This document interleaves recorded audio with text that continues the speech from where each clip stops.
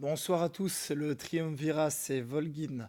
Ce soir, on se retrouve pour une petite vidéo comment soloter la P3 du site héroïque.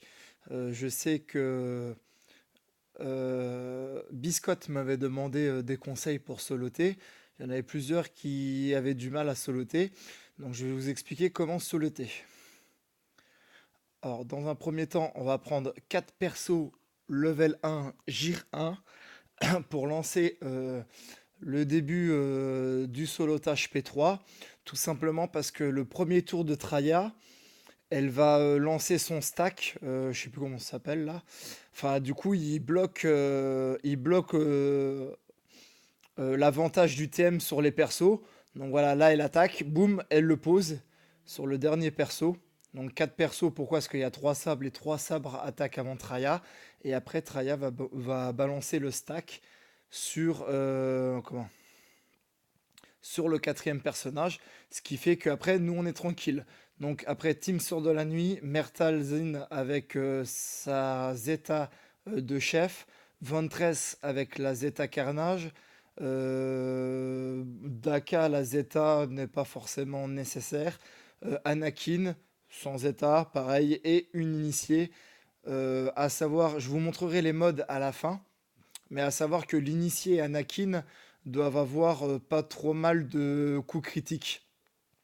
Donc le début, le but c'est de tuer l'initié, de pas prendre la confusion, bah là c'est le cas, voilà, ni sur Daka ni sur Azage.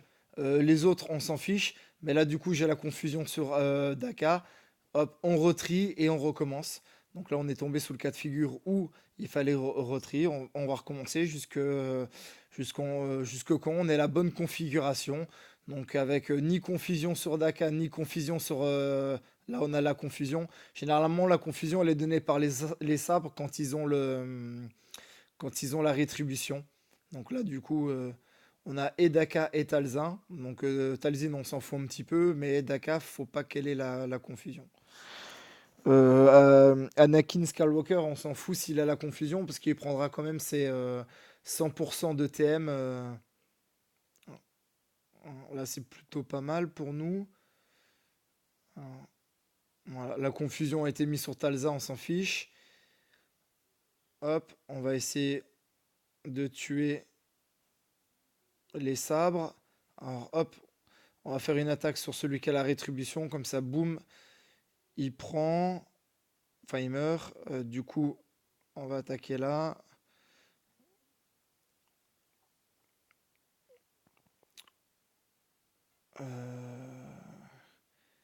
Non, Daka, faut pas qu'elle ait la rétribution.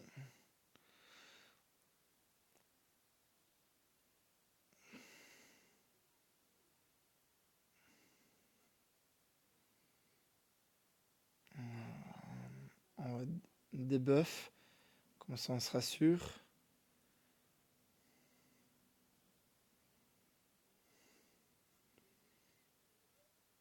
Voilà.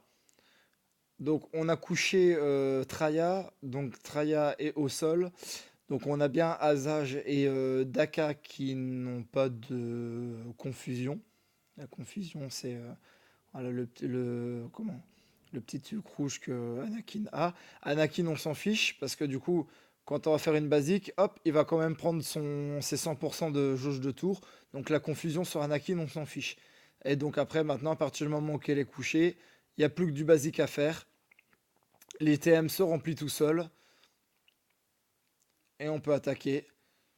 Voilà, après on laisse faire en basique. Donc du coup, pour bien commencer le début de la phase 3, c'est surtout ça qui est super intéressant. Pour bien commencer le début de la phase 3, une équipe de 4 persos level 1, Gir 1. Comme ça, Traya pose le stack sur le quatrième perso. Et au moins, quand on arrive après avec les sorts de la nuit, on est tranquille, on n'a pas de ce stack qui nous gêne. Parce que si le stack tombe sur Anakin ou sur Mère Talzin, on s'en fiche. Mais s'il tombe sur Daka ou Ventress, ça peut nous gêner. Donc pour l'instant, moi j'ai pas un bon taux de critique forcément avec Anakin et avec l'initié. Donc là, on voit que la jauge de tour de Traya augmente quand même un petit peu, mais bon, ça suffira pour faire assez de dégâts. Je vous signale qu'on a commencé, je crois que la P3 était à 94%. Donc il y avait 6% de la P3 qui était entamée. Donc voilà, et là ça tape. Donc à chaque fois qu'il y a un coup critique qui est donné, il y a du TM qui se récupère en plus. Donc c'est pour ça que je vous dis que Anakin doit avoir un bon pourcentage de coups critiques au module. Et l'initié, même moi je crois qu'elle est gire 6 ou 7, un truc comme ça. Mais je lui ai quand même mis des modules en full coup critique pour qu'elle puisse quand même faire régulièrement des coups critiques et augmenter ce TM. Donc moi généralement pour solo la P3, il me faut deux phases. Donc une première phase où Traya est couché, j'attaque. Traya se relève, je la remets à nouveau couchée. Et généralement c'est dans cette deuxième phase en auto basique que j'arrive à la battre. Là on a déjà fait 10%.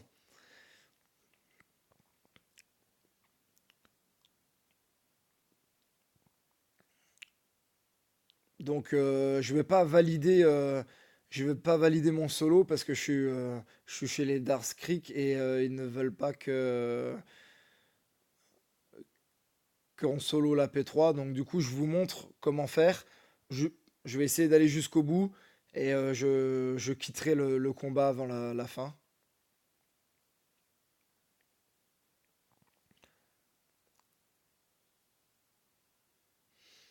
Donc on vient de faire déjà 15%. Vous voyez, ça va assez vite. Asa, j'ai déjà 220K. Logiquement, elle peut mettre des cahuètes jusqu'à 400 000. Donc là, elle est déjà à 220 000. Ça monte relativement vite. Les coups critiques sur Ventress, il n'y a pas besoin, parce que son taux de coups critiques augmente à chaque fois qu'une initiée meurt. Donc à un moment donné, bah, vous êtes sûr de faire un coup critique, vous êtes à 100% de pourcentage de coups critiques. Talzin, c'est pas pour le peu de fois qu'elle joue, donc les coups critiques sont pas intéressants. Le plus, voilà, c'est Anakin et l'initié qui doivent avoir un beau taux de coups critiques. Moi, je crois que je suis à 60% sur les deux. Je vous montrerai mon module juste après. Je crois que je suis aux alentours de 60, donc ça peut être encore amélioré. Parce que forcément, bah, j'ai 6 chances sur 10 de faire un critique. Si j'avais 80 ou 85%, peut-être que j'aurais pas besoin d'une deuxième fois try à coucher pour la battre. Je pourrais peut-être la battre du premier coup. Donc voilà, on a déjà fait 24% de la P3. Là, pour l'instant, Traya n'est pas encore sur le point de se lever. Donc on va peut-être descendre aux alentours de... Ça dépend en fonction des coups critiques, mais peut-être aux alentours des 60%. 60, 55% avant qu'elle se relève. Donc on aura mis déjà 40% de la P1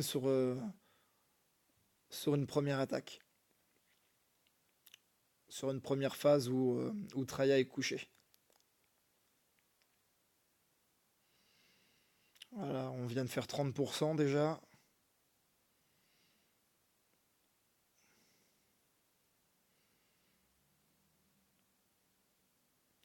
Avec déjà 23 qui met des cahuètes à 336 000.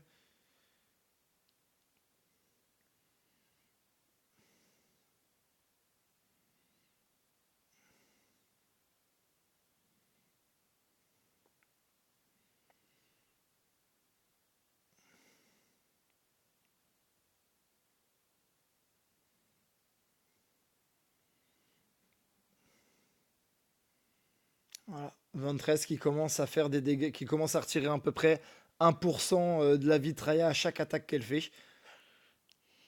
Donc à cette allure-là, sans attaque de 23 et ça fait 100%. Voilà, donc là, on est à bientôt 54%. Souvenez-vous, on était à 94, voilà 54%. Ça nous fait déjà 40% de retirer sur cette première phase où Traya est couché. Voilà, et 13 qui commence déjà à mettre 400 000 quasiment là. Voilà, ça se relève. Donc on coupe la basique. Ah, Bah du coup, ils nous ont tué Anakin.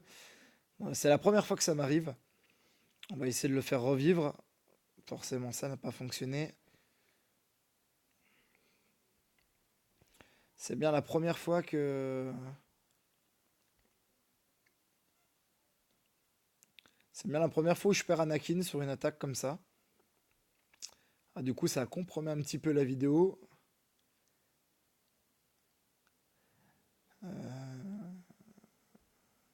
On va quand même continuer. On va quand même essayer de continuer sans Anakin. Ah oui, mais j'ai pas tué l'initié. Donc là, pour le coup, c'est compromis. Bah bon, vous voyez bien, j'ai déjà fait 40%. Même on est à 50%, on va donc quasiment 45% de la phase 3. En fait, bah, c'est dommage qu'Anakin était mort. Il suffisait donc, quand Traya se lève, d'essayer de conserver Anakin. Logiquement, j'arrive à le conserver. Je comprends pas pourquoi il est mort. Et bon, là, l'initié, étant donné que j'ai fait une résurrection avec Daka, l'initié est revenu. Des fois, là, en plus, j'ai combien? J'ai 35% de chances que Anakin serait revenu. Bon, ça aurait peut-être été différent. Mais logiquement, l'initié était censé rester morte. Et après, il suffisait de retuer les trois sables pour recoucher Traya et de réattaquer à nouveau. Donc, euh, donc voilà un petit peu pour la solo de la P3. Bah là, je vais m'arrêter pour le coup, ça sert plus à rien de continuer. Mais vous avez compris un petit peu l'idée du solo P3. On va repli.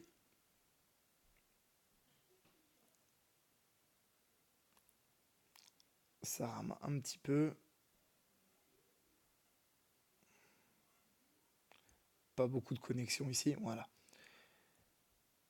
Donc voilà un petit peu pour la P3. Je vais vous monter tout de suite les modules des persos. On va déjà commencer par Anakin qui est ici.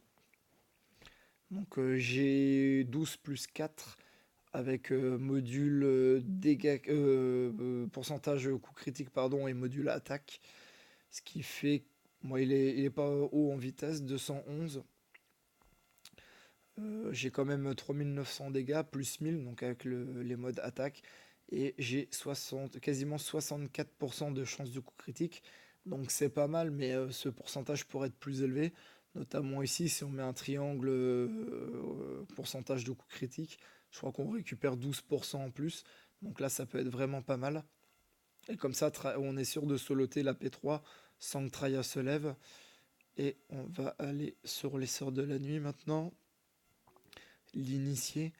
Donc j'ai bien initié en GIR 6 avec deux modules de chance, enfin 4 modules de chance de coup critique. Donc deux fois, ça m'apporte 2 fois 8%. Du coup, je suis à 61, donc j'ai plus 40% de chance de coup critique, ce qui m'amène à 61,79% de chance de coup critique. Donc les deux, c'est ce que je disais, les deux sont à plus de 60 en chance de coup critique. D'ailleurs, j'ai un triangle dessus, plus 12% de chance de coup critique, ce qui me permet de... Donc, après, ces modules sont nuls, hein. Elle n'a pas beaucoup de force, elle n'a pas beaucoup de vitesse. De toute façon, c'est pas important. Ce qui compte, c'est les chances de coup critique pour améliorer le TM de l'équipe.